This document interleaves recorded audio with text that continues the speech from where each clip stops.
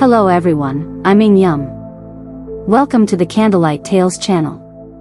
Here on this channel, I share captivating novels and stories. If you enjoy reading or listening to stories, you're very welcome here.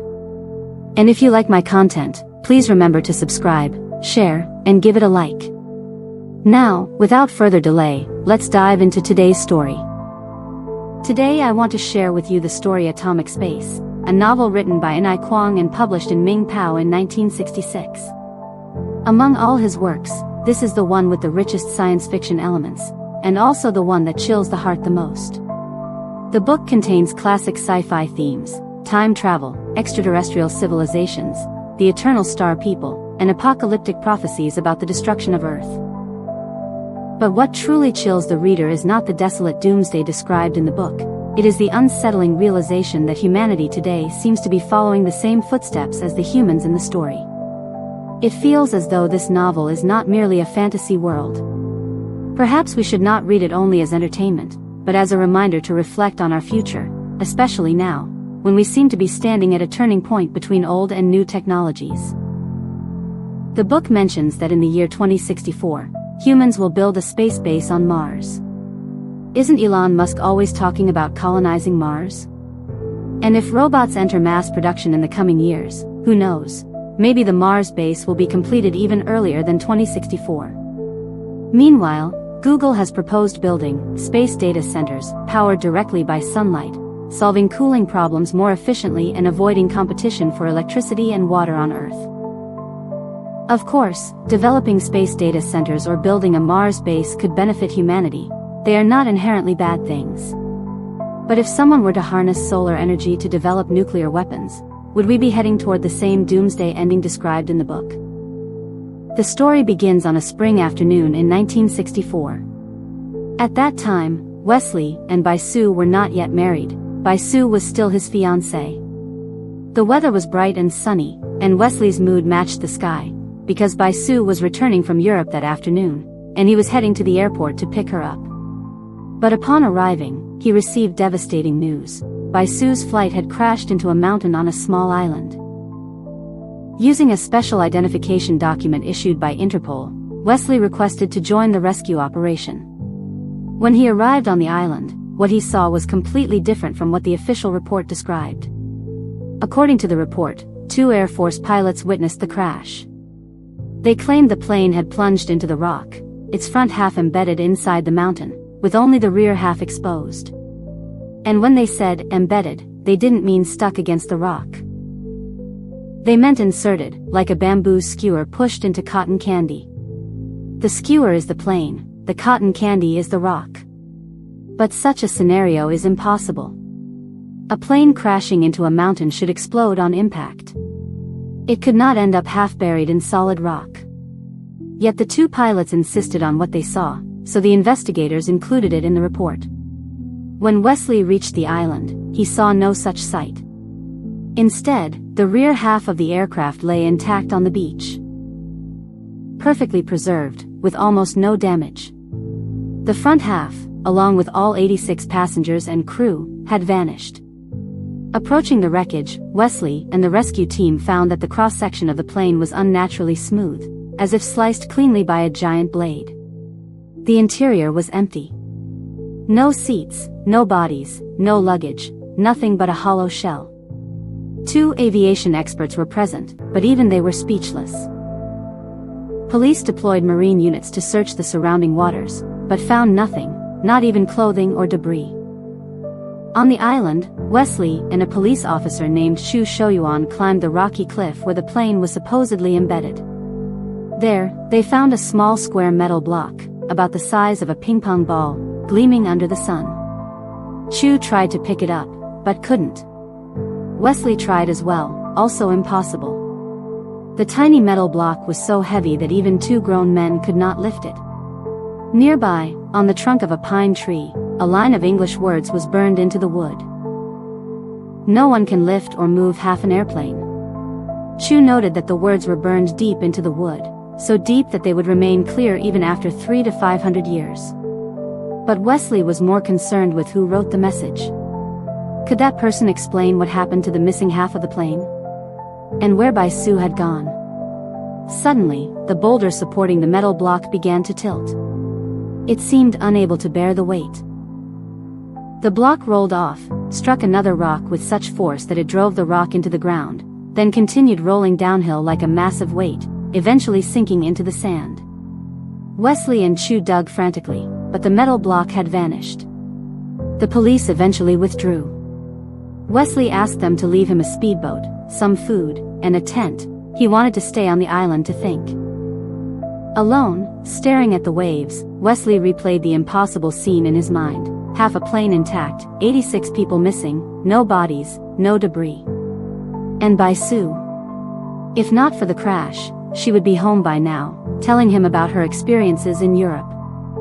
For Bai Su's European adventures, see the novel The Golden Sphere from Beyond. Readers familiar with the series will know Bai Su is blessed with good fortune, but Wesley did not know that then. At that moment, he was drowning in grief. Suddenly, he heard a buzzing sound, like a bee. Looking up, he saw a silver dot in the sky. It grew larger, then vanished.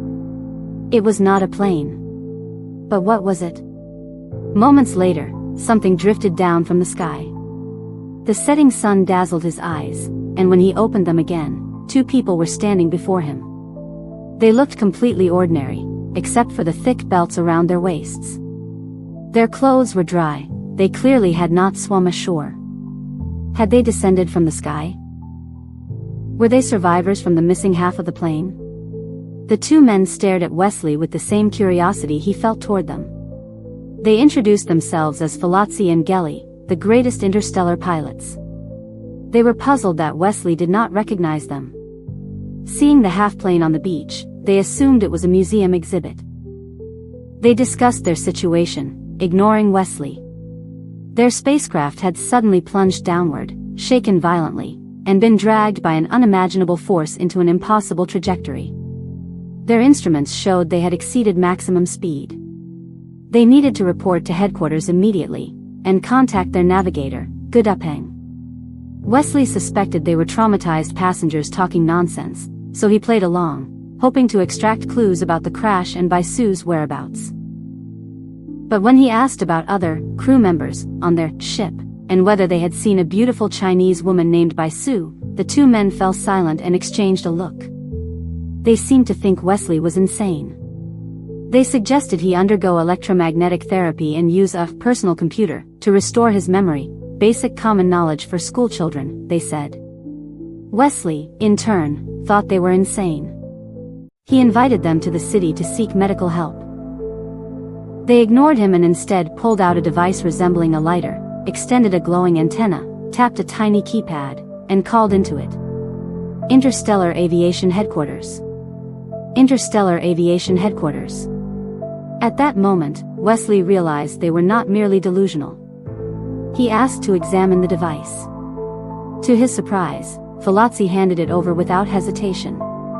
It was about 1 inch wide, 2 inches tall, half an inch thick, covered in dials and indicators. Far beyond the manufacturing capabilities of any ordinary nation.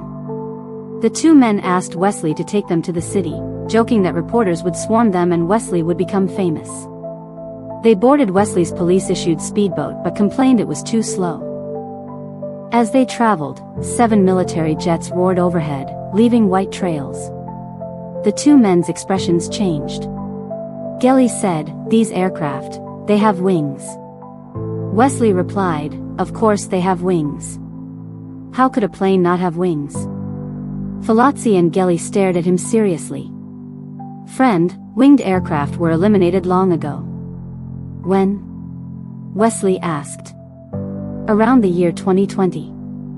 Winged aircraft cannot exceed 4 times the speed of sound, so they were phased out." Wesley said, "What do you mean, the year 2020? Do you know what year it is now?" Falazzi and Gelly replied in unison, "Of course it's the year 2064. You don't even know that?" Wesley took a deep breath. "Gentlemen, it is now 1964. What you call the year 2064 is 100 years from today." The two men were stunned. Wesley continued, Your spacecraft must have been pulled backward through time, by exactly 100 years. Their faces turned pale. At first, they thought Wesley was a primitive islander. But after seeing the winged jets, they realized it wasn't just Wesley who was different, the entire world was different. The terror of that realization was overwhelming. Wesley shifted to lighter topics. He noted that their clothing looked similar to his. Their expressions darkened again. Falazzi explained. Around 2010, humanity realized that changing fashion styles was a foolish waste of energy and manpower that hindered scientific progress. Since then, clothing styles have remained unchanged, only the materials have improved. Wesley touched their garments. They were soft, temperature adaptive, and self-regulating. They also explained that by 2064, the concept of nations no longer existed. Humanity had no national boundaries. Wesley promised to keep their origins secret. Each man on the boat carried his own burden. Wesley wanted to find Bai Su and the missing passengers. Falazzi and Gelly wanted to return to their own time. The boat reached the pier. 2 police launches were docked there. A police officer greeted Wesley. Wesley returned the speedboat and brought Falazzi and Gelly home. Why did these 2 men from 2064 appear in 1964? Can they return to their own time? Where did Bai Su and the missing passengers go? And can Wesley find her? In the next episode, we will unravel the mystery of the half-plane. Those who care about Bai Su should pay special attention, because she will appear in the next chapter. If you enjoy my channel, remember to like, subscribe, share, and leave a comment. Thank you all for your support. Goodbye.